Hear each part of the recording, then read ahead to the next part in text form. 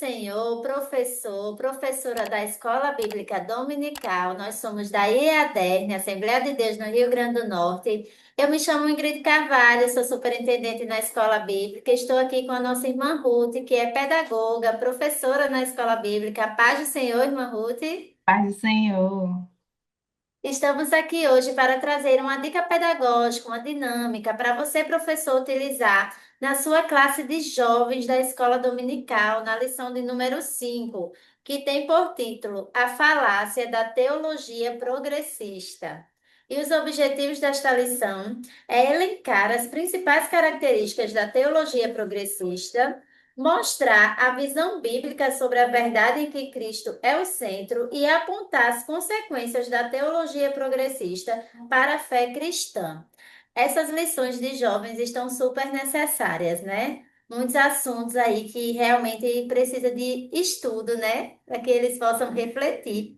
Então, eu já gostaria de ouvir a nossa irmã Ruth, né? Porque as dinâmicas, elas têm a acrescentar, né? No aprendizado dos alunos. Então, qual a sua dica de hoje, irmã Ruth? Amém, a paz do Senhor. São lições super importantes mesmo. Eu queria muito estar lá para aprender mais. É, Sim. são cinco, eu trouxe uma dinâmica simples que tem o título A Casa na Areia. O objetivo dela é ajudar os jovens a entender os perigos, né, dessa teologia progressista e a importância de se apegar à verdade bíblica. E os materiais, o professor vai precisar de uma caixa, pode ser uma caixa comprida, assim, com areia, e algumas cartas. Ele pode mesmo montar ou só levar cartas de qualquer jogo. E uma Bíblia. E ele vai pedir para que os jovens construam uma casa dentro dessa caixa de areia, com as cartinhas, né? Eles vão construindo. E depois de alguns minutos, o professor vai pedir para que eles soprem a areia. E aí eles vão ver o que vai acontecer com a casa, né? Que ela vai cair. O professor vai explicar que essa casa ela representa a fé cristã.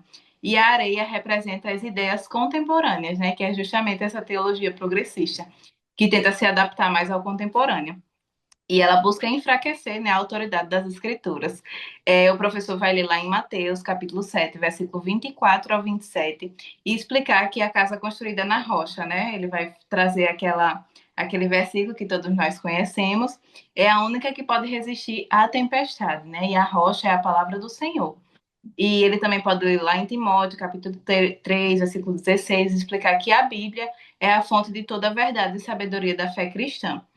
Né? Ele também pode pedir para que os jovens reflitam sobre como eles podem se apegar a essa verdade, né, a verdade bíblica, e evitar os perigos dessa teologia. Que dica maravilhosa, irmã Ruth. É uma dinâmica muito boa, né, para o professor utilizar aí com um exemplo bem prático, né? Muito obrigada por contribuir conosco. Eu também trouxe uma dinâmica, dessa vez uma dinâmica mais interativa, né? Onde eles vão se movimentar um pouco. Isso também é bom na classe de jovens, né?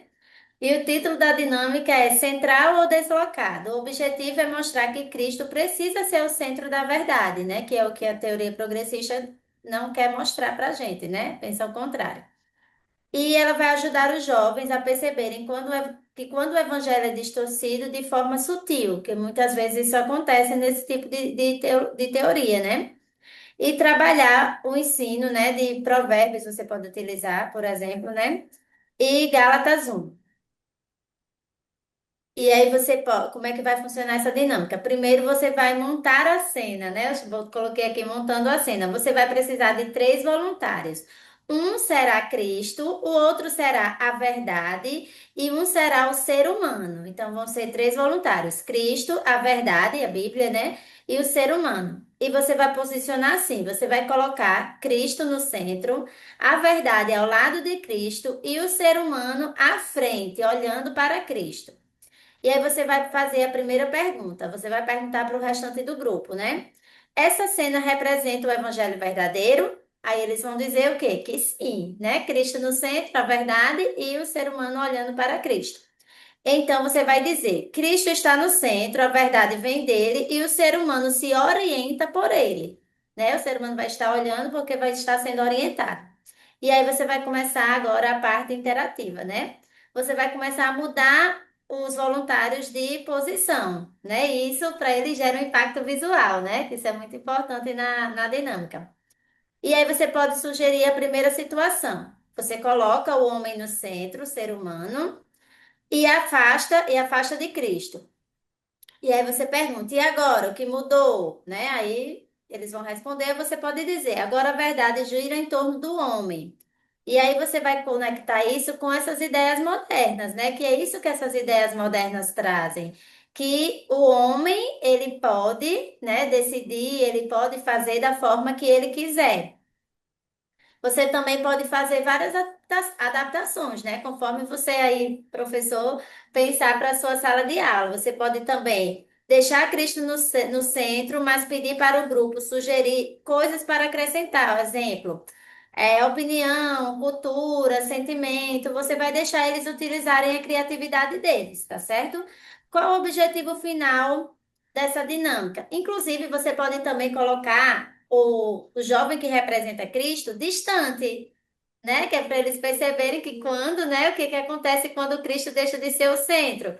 Vai existir confusão, distorção, cada um vai criar a sua verdade, a sua visão do que é certo e errado, né? Então vai ser um momento ali para eles mesmos fazerem essa dinâmica. Você pode deixar isso para eles fazerem também.